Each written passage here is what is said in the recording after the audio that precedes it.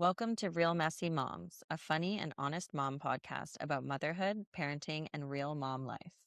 We're two moms sharing the chaos, the laughs, and all the real talk about raising kids, parenting struggles, and the ups and downs of modern motherhood. So grab your coffee and join us for some real mom talk. All right. Happy weekend. Weekend. Oh, yeah, it's the weekend. We usually Woo! record on Tuesdays. Today we're recording on a Friday. Yeah, we're switching up our sesh. And I think we're going to stick with Fridays, I think so. Yeah. unless your husband wants to have date night. We usually do day night Saturday because then you like wake up fresh, you haven't Yeah. like worked all day and you're tired and you've parented and stuff. I mean, not to say we won't I don't parent. like Fridays. I'm like yawning thinking about it. I like Fridays, like, in theory, but in practice, they're not good date No. nights. No. We usually stay up and, like, play video games and stuff Do you together. guys play video games together? Like, we golf and We golf. we golf, yeah. I've never played a video game in my life. You're joking. Oh, I played Party? Rollercoaster Tycoon. Yeah, there you Is go. that a video game? Well, I mean, it's a computer game, so we'll Mhm. call it we'll categorize it. I've never played, like, Controller? Xbox, but I'm gonna be, Not like even, like, Nintendo? I think I played Donkey Kong. What's Yeah. that one where you, like, eat little squares? I don't know if Donkey Kong ate squares, but Pac-Man? Oh, Pac-Man! wow. We're dating ourselves now. Alright, well, Pac-Man's not cool anymore. Pac-Man, you eat circles, so you were close. Close. We're We're gonna gonna talk today about pregnancy. go in the depths, in the archives. Yeah. Disclaimer, no one here is pregnant. No, and if pregnancy's triggering, we're gonna talk a lot about pregnancy, so if you find that triggering, you should probably skip this episode. Maybe just Or if you're not in the pass. headspace for it. Not everyone's in the headspace to hear and talk Totally. about pregnancy.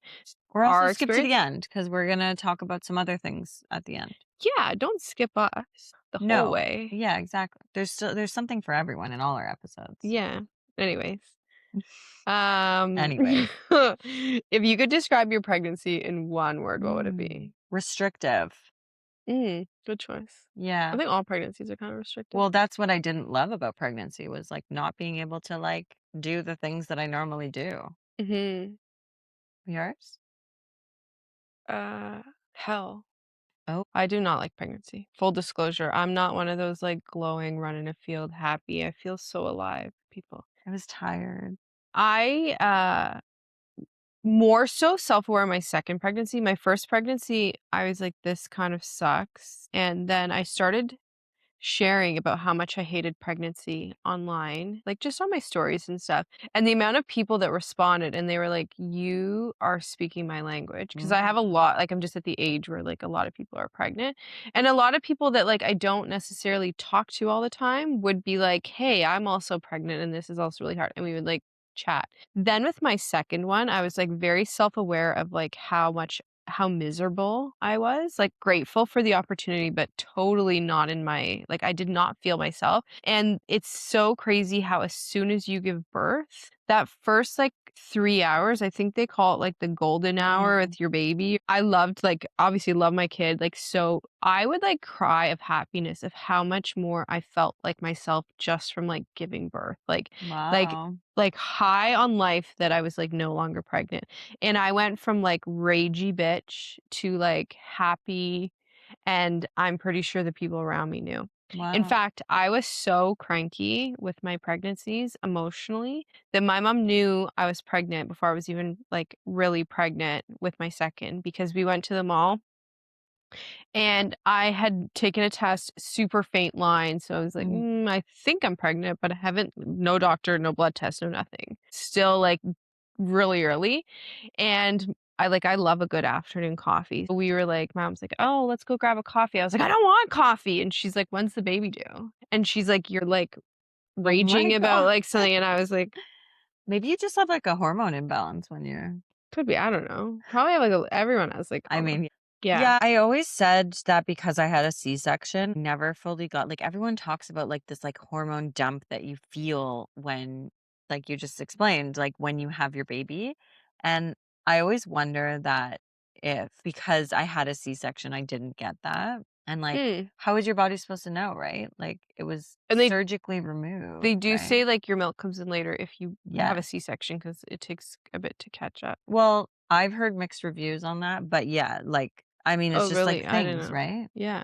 Yeah. Um, I loved giving birth because I knew that there was, like, an end to the Mm, pregnancy. Uh, I did not like I was so uncomfortable. Physically, I was, like, kind of okay, like, I was uncomfortable, but not, like not dying, like, it was just, like, whatever. mhm. But emotionally and just, like, mentally, like, Yeah. I was just not myself. That's fair. I think too, like we also both have to acknowledge that like we are very fortunate that we had healthy pregnancies Mhm, and healthy babies, no preemies. Like I can't imagine. Like I know people who have had twins or even just had preemies at like 28 weeks, and like mhm. I can't imagine what they go through. I think I struggled to, like, I had 2 miscarriages before my first pregnancy that went full term, Mhm. and I felt so guilty because I had lost those pregnancies, and I was like, "I should really like this, and I Mm, should be grateful that this one absolutely. stuck around," but I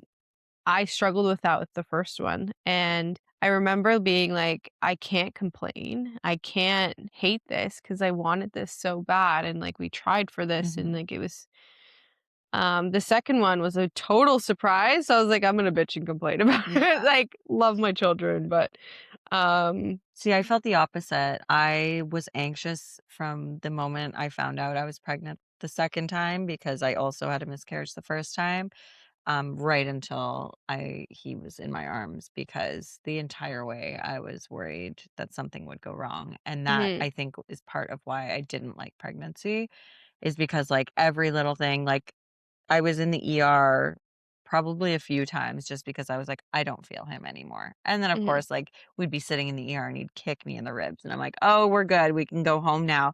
But, like, it was just constant panic and anxiety, and that was not fun, right? Like, and it's hard to enjoy it. So I think, like, to your point, it kind of your previous experiences, like, shadow your mhm. enjoyment, which is a shame, but it is what it is, I guess, right?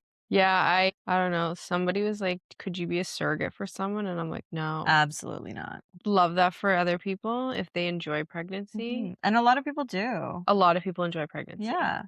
My mom loved pregnancy. She's like, "I love" probably why she has 4 kids. Like, I my mom's like, "I had great hair, I had great skin, like, I just That's felt shocking alive." too with 4 girls. Mhm. Good for her. I mean, she was also, like, 20 when she had us, That'll so do it. I also think too, because like, Mm. we had kids a little bit, like, middle-aged-ish. Middle age? Who the fuck are you? Get out. Middle age for Pregnant. Well, childbearing. we're like border if we were to have babies now, we'd be geriatric, girl. Fuck. 35 is geriatric. We're not 35, we're 28. And I heard that Natalie Portman It's today, 44. she's 44 having her 3rd baby. I'm like, "Good for you, man." Did your identity shift during pregnancy? No. I remember Tim, like, You're getting still a bad bitch? okay, so there's, like that's, like, a loaded question because during pregnancy, I just, like, would still try to do things, like, I remember being we on my baby moon, our friend group went to Barbados to see one of my girlfriends and her family there, and so we had, like, a shared baby moon with them, and it was cute because like, my girlfriend, like it was, like, golden hour on the beach, and she's like, "Let's go, we're taking your, like, baby bump photos," and, like, we ran down to the beach, I had a cute little dress on, so, like, they were, like, really involved in the baby moon, which was, like, super, super cute, but I was, like, in the middle of the ocean trying to, like, look at the coral reefs with like, from standing and then, like, a wave took me and, like, scraped my whole leg on the coral reef, and Tim was like, "You are, like" I was probably almost 6 months pregnant then. He's like, "You have a like, you can't be doing shit like that." So that was, like, part of where I was like, "Well, why can't I would have done that if I wasn't pregnant," you know? So that was, like, the restrictive part that I didn't enjoy. But then the identity shift question, like I think my identity shift afterwards, and it came a lot with, like, the body and hormone changes and the mental Mhm. state changes, that honestly only just recently shifted back. Like, they say, you're getting your pink back after My pink's long gone. I think I'm starting to see the pink at the end of the tunnel. I don't see it yet, It's there. but, like, I had I 2 al back-to-back pregnancies. and I also didn't know you beforehand, but, like, you are, like, a very, like, spunky, quirky I feel like you're very confident. So, like, if that's not your pink, then good on you, girl. You should see my pink. Fuck, I'm scared. But that like I'm just starting to see that again now, and like that's reassuring. I think this podcast has helped me find my pink a little Love bit. Like, I would that. say, like, you know, like, when you put, like, something red in your white laundry and, like, it just has, like, a tinge of pink? A hint. We're getting there. I love that. You got into my, white laundry with that red hair. Yeah, sorry. That your new bathroom was stained pink. Uh, That means a lot because like for me to hear that of you because that's what this is meant to be, right? mhm, Like and I think a lot of people when we tell them that we started a podcast, they like see the excitement around it. mhm. And so it's good to know that like that's what this is. It's event sesh. I know, even if no one listens, we're finding our pink. We're getting it. Yeah. We're getting I there. love that. What do people not like, what was one thing about pregnancy that was, like, totally surprising to you that, like, either no one warned you about or, like, you didn't think about? That I'd have an extremely large man-sized child. You did have a big baby. I had Your a baby was my baby was 10 pounds, 5 ounces at birth. Thank God I didn't have to push him out. mhm. But also, maybe would have liked the option to push him out, at least try. Not that size, but like, that was without warning for sure. Yeah. I always thought you went from, like, your normal self to, like, this cute bump, but there's, like, a solid 5 months where you're just, like, a chunky and nothing fits, but you're not pregnant looking, and I also nobody warned me, like, I knew, like, there was, like, cute little pukes in the morning you called morning sickness. I wasn't, like, a puker, I was nauseous, like, Mhm. constantly, but I didn't know. I mean, I guess you could have put 2 and 2 together, but nobody was like, "Hey, this sucks." That there's like 12 weeks. 12 weeks doesn't sound that long until you're pregnant, Yeah. and you have 12 weeks where you're not really telling anyone. You have to act completely normal in front of your, Yeah. like, colleagues, like, maybe you've told your family or whatever. You feel like a dumpster, and you're not even, like, a cu it's not like you're at the grocery store being, like, holding your belly being like, "Oh, I'm so pregnant, I'm so tired." Like, you just No. look like, I remember You one just day look like a homeless woman. one day I was so sick and I just had to, like, run into the store and I parked in the expectant mom parking Mm. lot, and people were, like, looking at me, and I was like, "I'm 5 months pregnant." Honestly, those people can fuck right off because I've seen a single man get out in a sports car, like an old man. And I I was like, know. honey, you expecting? Don't take those spots. Yeah. Like, not cool. Not cool. No one warned me that, like, that stretch of time before you have this cute little bump and it's, like, nice.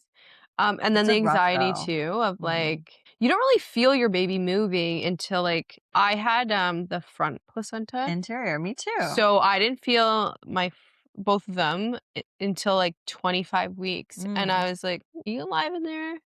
That stress of, like, knowing. To remember the first time that Mhm. I felt Carter move because I was like, I think 19 or 20 weeks and I had an anterior placenta. And so they told me you wouldn't feel it for a long time. And I was driving to dinner at my godparents' house, and they all knew that I was pregnant, obviously, I was, like, pretty far along, but I felt like a little, like, tickle, like a flutter, Mhm. and I was like, "Oh, maybe I'm hungry," and then I was like, "Oh, no, this is him." And I got there and I told my godfather, who's like a super Frenchman and just like loves pregnant women and like the European. I got there and I was like, I think I felt the baby on the way here. And he's like, it's too early. No, like there's no way. And then sure enough, from there, it just got stronger and stronger and Well, stronger. he was 10 pounds, so he's probably, like, 4 by He then. was probably like already in my ribs by then. But He was already playing hockey. yeah. Something else they don't warn you about. That your anatomy scan's, like, an hour. Like, I thought something was wrong, No, they're measuring literally every organ in the baby. but you knew that? So when I went for my Yeah, first or second ultrasound, I know. I had complications with my first pregnancy, and I had to go for a scan every 2 weeks for the Oof. first 20 weeks. So all of my scans were quite quick, right? Like, boom, boom, in and out, I go. So I went for my anatomy scan, I laid down, and no one said, like, this is gonna be a long scan, so I thought something was wrong. But with your second, you're just like, "What's wrong?" Like, you just, like, ask questions, like, that you wouldn't necessarily ask with your first. Yeah. So I always encourage new moms, I'm like, ask the tech, like, Yeah. ask them to see something, ask them what. Now, the techs can't really tell a lot, but, like, just say, "Hey, I'm nervous," or, "Hey," Yeah. and they usually are pretty Yeah. nice about it. They are really great, and I think, like, actually my first pregnancy, I think it was, I had, like, kind of a crusty tech one time, but then I was very happy because like, all of them after were very they would answer questions. If I was, like, told them about the first time, so I was a little nervous, they'd make me feel a little better or, like, give me snippets that they're probably not Mhm. supposed to say just because they knew, right? And they're also most of them are women, and they get it, Yeah. right? But it's funny that you actually say that about, like, asking the questions because hemophilia runs in my family, and basically what hemophilia is like a genetic, What? mutation, and so I have 3 cousins with hemophilia, they're all boys, but women are typically the carriers, and it typically skips a generation. So when my cousins, were born with hemophilia. They were all born at sick kids because at least Mhm. especially, like, back in the day, the place to handle all that. So we were at, like, a family party, and my cousin with hemophilia says to me, "Oh, you're having a boy, so do you know that you're not a carrier for hemophilia, right? Like, he's good?" And I was like, I have no fucking clue. And so at 28 weeks, and again, this is like goes back to asking the questions like, why aren't they asking me the questions about my medical history or my family history to help find these things? Because basically, from 28 weeks to 40 weeks, I was down at Mount Sinai almost every week waiting for scans, and they were telling me I might have to do a Sis. amniocentesis or Yeah, something, something yeah, yeah. to that may also put me into early labor. Which are not super safe. Like, they're safe, but It was they're not just like really needed. all these things to find out if my baby was gonna have hemophilia. Come out to like, I'm stressed as hell, also, like, adding to the layer of anxiety my last, like, part of the pregnancy. And finally, I'm having coffee or tea at my mom's house one day, and my aunt is there who is the mother of These boys? one of the boys, the boy who asked me, actually, my cousin who asked me about hemophilia. And I said, I'm just really stressed because we can't figure out if I'm a carrier. So I might have to do all this stuff. And she goes, well, you're not a carrier. And I'm like, what? She's like, well, your mom's not a carrier. We all got tested when the boys turned out to have hemophilia. And I'm like, you need to find me this record. So she calls up sick kids because when you have hemophilia, you're especially my cousins, I don't know if it's like a special unit that they entered or like even my cousin like sits on the board of like new hemophilia medical science and things like that just because they're obviously interested in their condition, right? And they try to like be advocates for it and stuff. So she calls up sick kids and their representative there, and within less than a week, I You got that had as well. confirmation that my mom was not a carrier, meaning So that you I could wouldn't not be. be a carrier, meaning that my baby boy was fine. But it wasn't until someone asked a question to me that I had to prompt all of these things. And it's just like insane that, you have to kind of like bring these things up when you're pregnant. And it's not like a very thorough, oh, you're pregnant. So like, let me go Yeah. through what the possibilities are. I've had a couple friends that have, in pregnancy, got some kind of weird diagnosis in Mm, an ultrasound, gone for further testing, and their baby's been completely fine. mm, So whenever, not to like downgrade if you get scary of test course. results, but if you do, like that even happened to me. Like they flagged something with my little guy's heart, and they were like, it's probably nothing, but it could be something. And I was like, could be a marker for something, and I opted to do, like, a whole bunch of testing to figure out because 'cause I'd rather know going into it. Yeah. He was fine. I ended up taking him to a pediatric cardiologist out of an abundance of caution, and he ended up being fine and cleared from it, but we got, like, wonky results. I think ultrasounds are fantastic, but I think that they scare the crap out of moms. Also, like, they were telling me my baby was, like, slightly large, and he was a mammoth Mhm. child. My cousin's wife, they were telling her, "Oh, we're gonna have to induce you because the baby's big came out 7 pounds." Like, I'm so shocked that the medical science is not there yet. Miles was measuring almost 10 pounds, came out a beautiful 7'7". Love this. Dominic was measuring 9 pounds, came out 8'4", Like, which is, like, okay. how are we not, it's 2026? 28 weeks is when this whole rigmarole started. 35 weeks, I had finally found out from Sick Kids, got the confirmation, sent it to my, OB, like, all the things confirmation were good. Literally the week of my due date, Mount Sinai called me and was like, "Oh, we finally have your results. You're not a carrier for hemophilia." The reason they took so long is because they rushed it to a lab out in Kingston. The lab then lost my Of course they file, did. and then they tried to push it for air quotes for like 3 weeks, and it was just sitting in limbo. I didn't know where I was going to deliver because I might have had to go deliver at Sick Kids, and we live in Aurora. If I went into spontaneous labor, I Can you deliver at Sitkins? yeah, you can. So you have to it's like a referral type thing, right? For Mm, certain scenarios where if your I know. child is going to be hemophiliac, then they do. So then I was starting to do research. Okay, well, there's a doctor from Sick Kids that works out of South Lake here, and he's supposed to be amazing and can deal with hemophilia, but would he be available if I do go into spontaneous labor? All of these things. And it's just like I literally did not know until like D-Day, and it's unnecessary stress on, like, your Pregnant women. pregnancy. Yeah. Yeah. I have to say I would never be one of those people, but I've seen them on TikTok where they just, like, they don't get any medical, like, they home birth and free Home birth their birth. kids, and I'm just like, "What?" I would be way too anxious to, No, like, yeah, I same. have to know, like, Also, my data. cousin's wife tried a home birth for maybe I don't know, they have 3 kids, I don't know how many they did that, but they ended up having to, like, rush to emerge because there was complications, and, like, that alone scares the I was shit a out of home me. birth. Pregnancy, not for the faint of heart. No, and I mean, there's so many things that can happen during your pregnancy, but also you can have like the most magical pregnancy, and this shouldn't be like scary to people. But also, most people listening to this will be like, have gone through it, and have their own experiences. And some people love it. Some people have easy I births. love that for them, not me. It's funny how your brain, like, actually Hmm. blocks it out. The chemicals, right? What is it like pushing out a baby? Do you want me to show you a video? No, absolutely not. Never. When women are pregnant, they tend to make baby registries. Yes. I can tell a baby registry is done by, like, a first-time mom, like, crazy. I know that when I did my registry for the first time, my sisters who all have children, I'm the Mhm. youngest and the last one to have kids, they all came over and they, like, ripped it apart, Okay. and they were like, "You don't need half this shit." And they were, like, mostly right. What's one thing you would absolutely, like, recommend over and over again if someone was asking for advice on their registry for babies? Mine is this was a bit of a splurge for me, Okay. which was I don't know what it's called. We call it the peanut changer, Oh. change table. It goes on the dresser. Oh, that. Rubber. Yeah.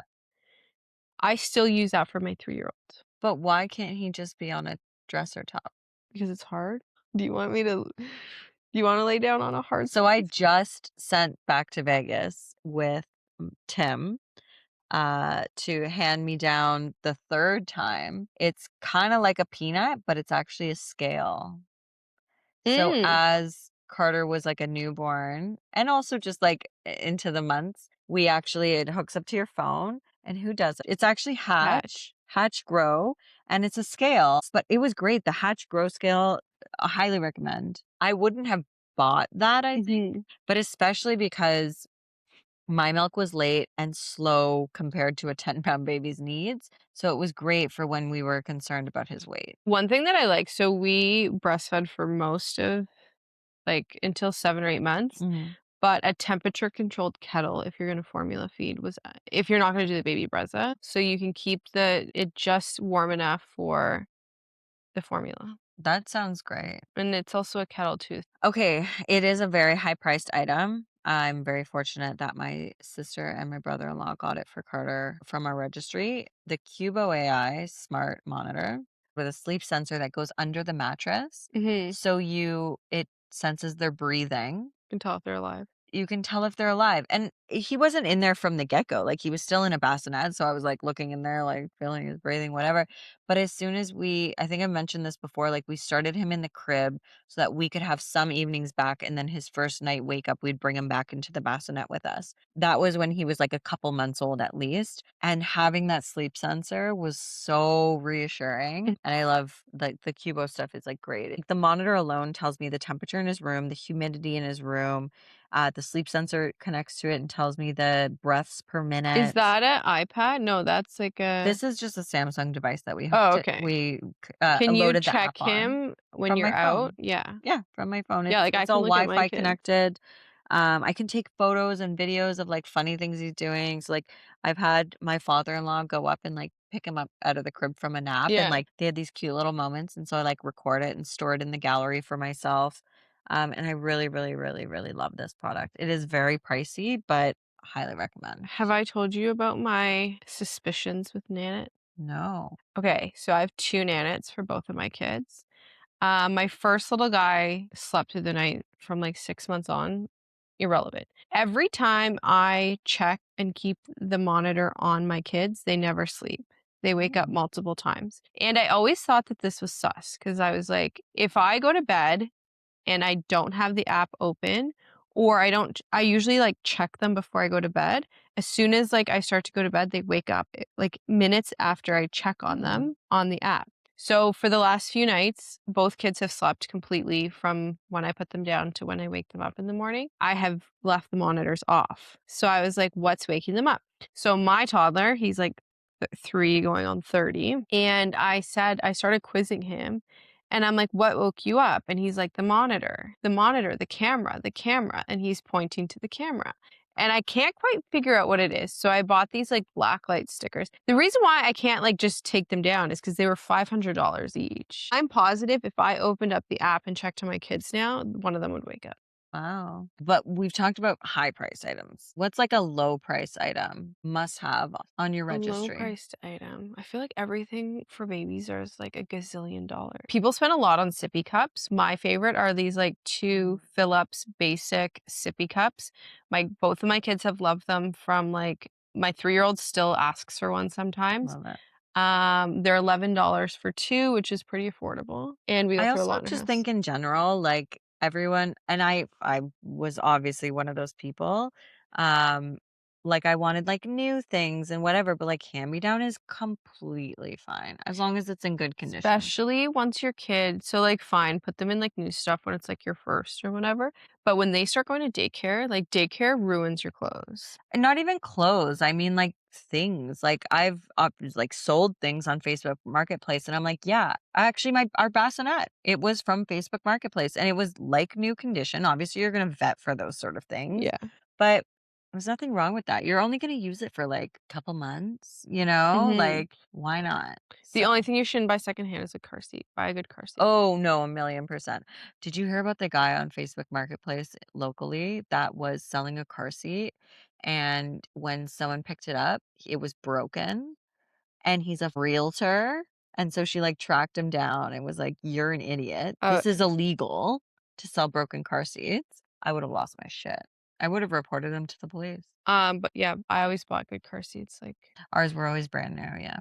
brand new for sure. Can't be too safe. I feel like there's a lot more things that we need to talk about, but Mhm. it was just, like, the tip of the iceberg. If you are pregnant and you have any questions for us, Yeah. send us them. We're Let us not know. medical experts. Absolutely We not. I've had 2 pregnancies, you've had 1, so basically we're experts.